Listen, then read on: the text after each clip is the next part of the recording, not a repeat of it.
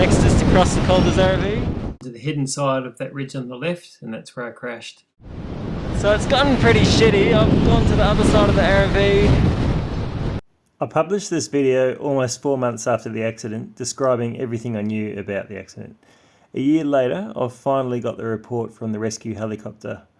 I still don't remember anything, so it certainly was very revealing. Long story short, I threw my reserve but it didn't deploy, so I hit the ground hard and was seen by hikers from near the lake. As they made the emergency call, I rolled down the slope and got caught on these cliffs. I was easily found by the helicopter half an hour later. They dropped the doctor at the lake to save weight. The first guy winched down and I was in an awkward position, head down, wrapped in my glider. So a few minutes later the helicopter came back and blew me down the slope a bit. Then a pit stop at the lake and off to the hospital. The long version follows. Based on the track log from my phone, the crash was at 1:26 p.m. The report said the winds were 7 to 11 knots from the west-southwest, although my track indicates winds from the south at the time of the accident, likely drawing into a thermal. They later opted not to land where I crashed due to the air turbulence, steep slope to reach me, and rockfall risk. A few minutes after the initial impact, I fell down the slope until I was caught on the cliff, apparently unconscious. Hey Nick, you okay? Nick, do you copy? Hey mate, it's Hamid. If you can hear me, help is on the way. Rescue is on their way. They will be there shortly. Hang in there. Hey Hamid, I just became conscious and I heard saying rescue is on the way. I'm going to try and untangle my leg from the risers and go stand somewhere sensible. Mate, that is so good to hear from you, man. You went in hard. So good to hear you're okay. But stay there. The helicopter should be there shortly. I think you should fly right now. Okay, but is there any chance the helicopter is going to blow my canopy around? Yeah, disconnect your reserve and your wing.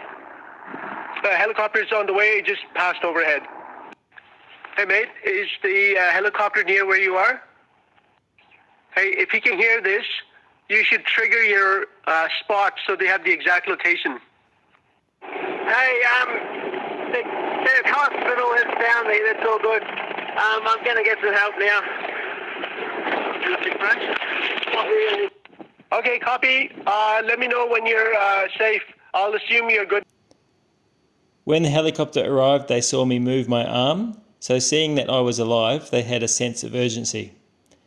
Blowing my wing was identified as a major risk, however, it does not seem that they took my reserve parachute into account. There was strong shaking on my GPS when the first rescuer was winched nearby, and this time the helicopter hovered for 5 seconds. Here is the track of the helicopter after dropping the doctor at the lake. A few minutes reconnaissance, then winching onto a rock close to my position. The rescuer held my canopy when the helicopter returned a few minutes later, again neglecting my reserve parachute. The second rescuer took longer and the helicopter hovered a little higher for 15 seconds. They were distracted by other tasks and meanwhile my reserve parachute inflated. I was blown 50 metres down the steep slope while the rescuer also fell a metre or two with minor injuries. My final radio transmission, about 2 minutes after I spoke to the first rescuer, was incoherent. I assume that this was after the second fall, although the time in Zello does not show seconds and does not match exactly with the sequence. In both transmissions you can hear the helicopter, but I assume it is at the lake, about half a kilometre from the crash site. Hey, Alex, I've found Hawk and Alex, and sorry? Yeah, I've got something jalapeno right here near the right to policy. Sorry, Nick, I don't understand what you just said. Can you please repeat? That was my last transmission, I think from in the yellow circle, where I was put on a stretcher, taken to a doctor at the lake, and then brought to hospital. I still don't have any information about medical treatment before my operation at the hospital, but this report says that while I was confused, like in my last transmission, I'm assuming this is due to the head injury and not drugs, I had no sensation or motor deficit in all 4 limbs. And I'd said the same to my friend earlier on the phone, according to him, although I don't have the record, but he remembers and he's a doctor. They did, however, note the large haematoma by my spinal cord. In hospital, I was diagnosed paraplegic and had metal work put in that night. This report shows each trajectory in great detail, but even though it might be easy to say in hindsight, I'm quite astonished at how close they came to my position. Hey, the hospital has found me. That's all good. I'm going to get some help now. Hey, Alex, I found Hawk and Alex, and This graph shows both times the helicopter was near. I'd be a bit suspect of the exact values from my phone GPS, but there you go. The second time was longer and they were more above me, so that did the trick. The report has a good analysis of causes, but I've made my own executive summary. Basically, they wanted to get to me really quick, so they tried to park really close, which is a bit of a compromise because of the risk of blowing me away, and they didn't notice that my parachute was there really. They were just thinking about the wing itself. So they underestimated that risk, is what they said. And they hovered too close to me. The second time they hovered for too long. And no one was really watching, and the doctor forgot their radio. So that's their report, which I received yesterday afternoon and read last night. A week ago today, we got our first news of the whole story. So that was with a presentation that they gave to us. And here are some of my thoughts that I had that day. So I don't know when I'll get this video out because it might be a long one, but today is a year and 3 months since the accident which put me in a wheelchair. And I've just got to talk to the French investigation guys who walked me through their report this morning. I did it with my girlfriend Alina. And I'm actually quite happy because, I mean, obviously I'm injured, that's not changed. But it's less my fault than it could have been. So yeah, it was definitely got some new news out of them, but it was the only report from the air side of things, like what the helicopter did. It wasn't a medical kind of report. So yeah, it's an accident. I mean, definitely it's one of the number one things that I was taught in any first aid course. The first thing is, like, you do Dr. ABC, and the first letter and the mnemonic is danger. Like, make sure that you're not going to make the problem any worse, or that you're not, that you're not introducing any danger, or that the danger that caused the accident is not a problem anymore. And yeah, it seems like a bit of a rookie mistake to have me blow down the slope like that, especially when you could have just cut it away with a hook knife pretty quickly. But I don't know all the details. I mean, the guys who did the rescue weren't the guys that I talked to. The guy who did the report has now changed jobs, and the guy who took me through it was someone else. So yeah, like, there's still a bunch of unknowns in it. But yeah, I mean, for me, it's partly good to know that for sure I did something wrong crashing in the first place, and for sure that was a hard hit that caused some damage. But there's a good chance that I would have not been as bad as I am, and possibly not in a wheelchair whatsoever, had that rescue being done a little bit differently. And definitely it's a good story to try to make that thing not happen again. I mean, like, I was always told to be really careful of spinal injury, like when you're moving people around for CPR and all that kind of stuff. And I'm sure everyone, like, in the heat of the moment, you can forget, and there's probably complicating factors. And they thought that I needed fairly urgent medical attention, apparently, I think. So they might have thought, oh, like, apparently it was underestimated, the risk of the reserve parachute re-inflating and pulling me down the slope. Yeah, I don't know, helicopter pilots, it's a good one. Like, I have been on a slope with my wing laid out, ready to launch, and then a helicopter's flown past, and then a few minutes later, like, the canopy goes everywhere. That's unloaded, it's a bit different. But for sure, I think helicopter pilots need to be aware of the downwash. You know, paragliders are pretty subtle movements of air make a difference to us. So yeah, it's a good story to increase awareness about that. I'm sure I'll add more to this later on, but these are my thoughts on the day of hearing about it, a year and 15 months, a year and 3 months after the accident. So I talked a little bit about, you know, why I'm trying to find out about this. I mean, this is not my number one focus really, but I just think it's interesting to see what happened. The fact that I've got memory loss is, yeah, pretty annoying. Like, I think I'm the kind of person that if I remembered it, I'd be okay with it. But maybe they made the decision that maybe it's better he forgets everything. We're given these drugs, it'll knock his brain over. I don't know. It's also, I was hit on the head. I had, you know, some subdural hematomas or whatever, so that might have something to do with the memory loss. But what was I going to say? Yeah, like, if people are asking if I would think about suing them, like, that isn't going to get me my legs back.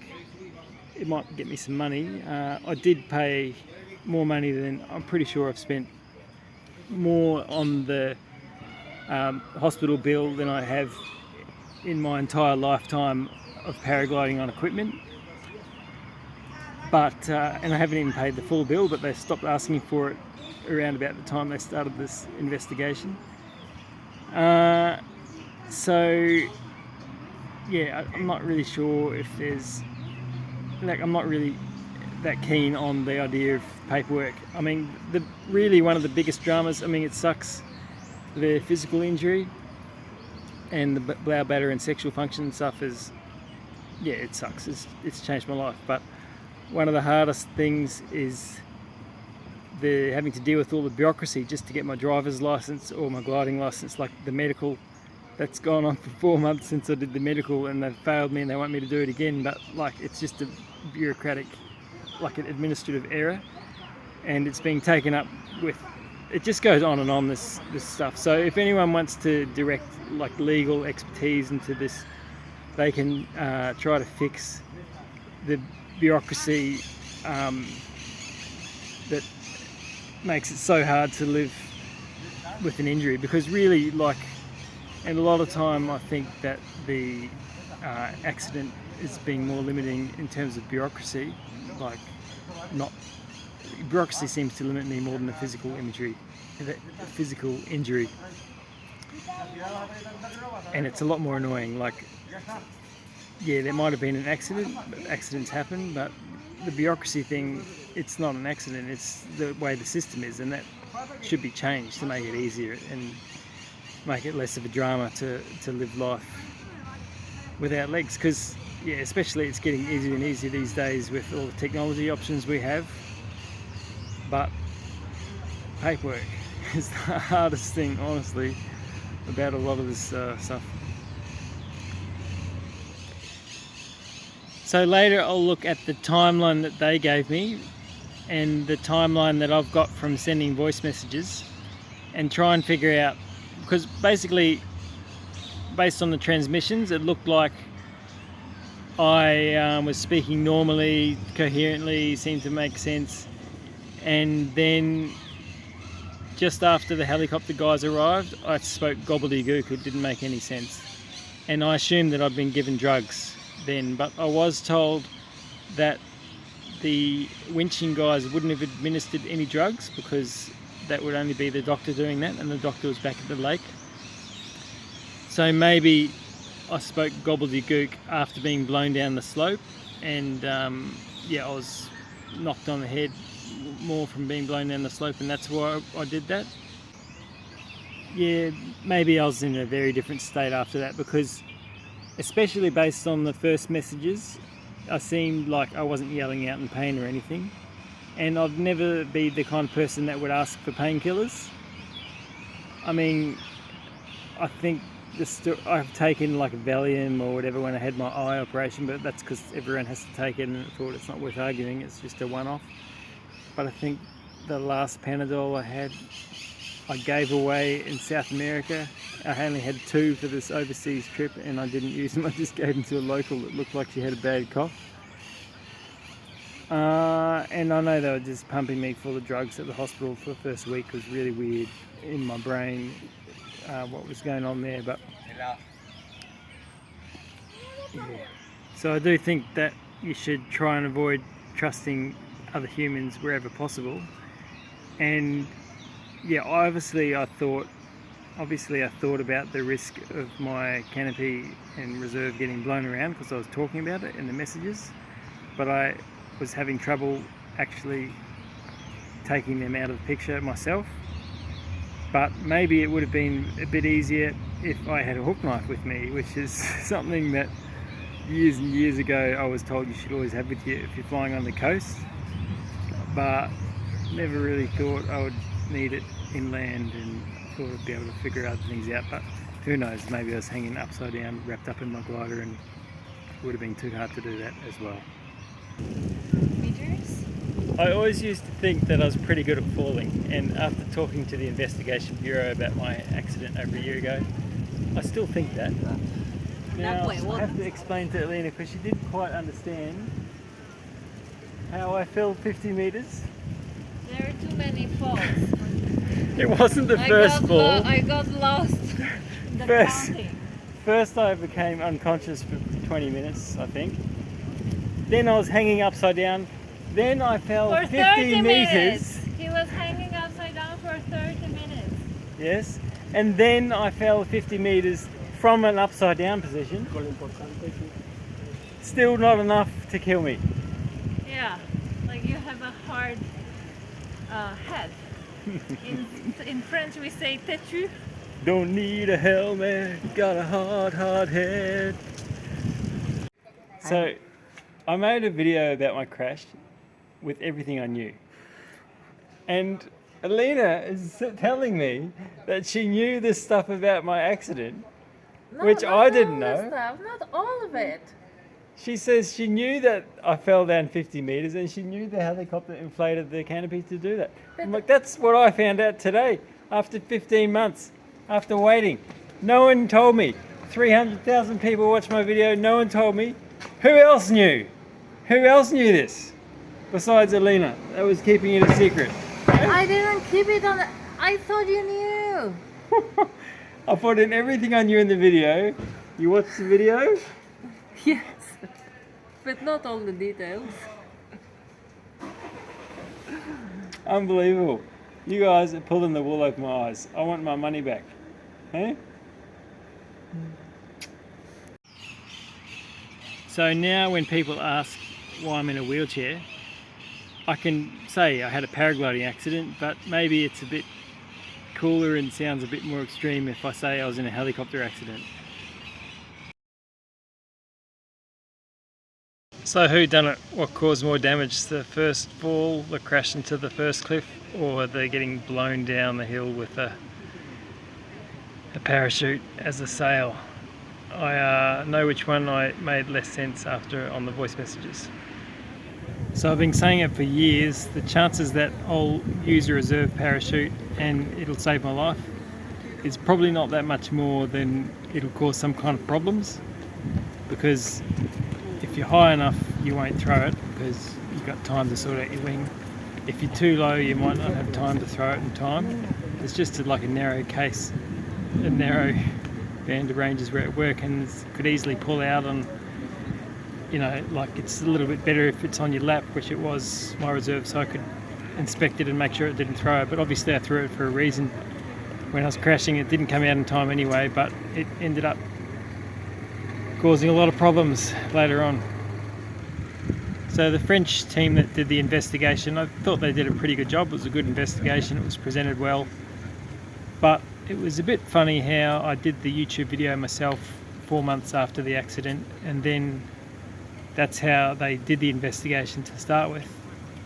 And so 2 months later they asked me some questions about it. I did what I could to help, and then I didn't hear anything for 6 months, and then I got the results out of them and it was fine. But I don't know if they would have chased me with the results, and I'm not really sure like I've been thinking about it a lot in the last week, and it really does suck that probably I would have been fine without their help. I don't know, it's hard to say. In their report at the end it says that they can't draw any conclusions about how much damage there was in the second fall. For sure I hit the ground hard, I mean even though it doesn't indicate it on the GPS tracks on their analysis, but I mean Hamid said it looked hard and it knocked me out apparently, so yeah, it kind of sucks though. Like, you expect that this country, like it's close to the biggest paragliding place in the world, if there's anyone who should know how to do a good rescue, it'd be the French. I mean, they're very outdoorsy people, they're very practical, very skilled, and but they're human. Humans make mistakes. I'm just wondering if this had happened in New Zealand, would Kiwis do the same kind of mistake? Because it was always a huge thing for me, as I said before, like first aid, being very, very careful about spinal injuries, even when it's a situation where you wouldn't really anticipate that you would have a spinal injury, and paragliding is one of the worst sports for that. So yeah, if one person makes a mistake, that's fine, but if it happens again and again, then it's always the company's fault for not having processes to deal with it. I mean, that's why commercial aviation is so safe, because they've got so many systems to deal with it. So the fact that it wasn't followed up with about a bit of prompting, like the YouTube video, and then me getting back to them after 6 months, I'm wondering if it's the best way of dealing with it. So that's one of the reasons I'd like to make this YouTube video, is just because I think it's really, really, really important. Like, this has come up several times before, that paragliders are just not really sure if helicopter pilots are aware of their wake turbulence. And this is a really obvious situation. I mean, I was so close, and there's a lot of organisational factors. Like, it's a bit of bad luck that out of all the staff they had, none of them drew the alarm. I mean, maybe the doctor would have, that was one of their points, but he didn't have a radio with him. But you'd think the rescuers would know, you think the pilot would know, and everyone could have done something to save me, not having that second fall, but no one did. Should one of my mates have landed to help? Well, you never know how bad it's going to be and if you're going to be useful like that, but the first thing in the Dr. ABC is not to put yourself in danger. So apparently even the helicopter said there was turbulence on that ridge. So it's probably good that no one else got hurt, apart from the guy who rescued me fell over a little bit, maybe scratched himself, got some bruises, but yeah, sending a helicopter to a paraglider crash, I don't know, it's scary, isn't it? I don't know if I had any thoughts about it. I mean, I was a bit helpless. I'd been there for half an hour, and I'd knocked my head as well. But maybe I should have done something more. Maybe I should have had a hook knife with me. Maybe I should have communicated better with the people that rescued me, checked my reserve parachute, cut everything away. But maybe you, in that situation, expect that those kind of people are competent and they'll help you. But that's kind of what their problem was. There was so many of them that could have done something, but they all were doing their own job, and no one sort of raised the alarm and brought it to everyone's attention. So I was one of the people who could have done that as well, I guess. Yeah, further action. So I don't know. I have thought a lot about this, about like maybe it'd be good to get something out of this. My gliding friend said a new glider would help. It's so much drama to deal with, all the gliding bureaucracy. And to finish up with, I'll just say that really that's one of the big things that paragliding was so good for, because yeah, you have to do the course and there's a bit of paperwork, but it's really not regulated compared to other types of aviation. You can just forget about all this ringing up we're trying to deal with all this hopeless bureaucracy traps. Like, I could make another movie. I've made several on the bureaucracy for getting my gliding license. But you can just hike up a hill, take a wing out of a bag, and off you go. So not having to deal with all that bureaucracy stuff is something that I really benefited from in the first part of my life. And the last thing, something you learn at Spinal Unit, is that however bad it is, it could be worse. I don't have any brain damage and my brake is relatively, it could be higher up, it could be worse.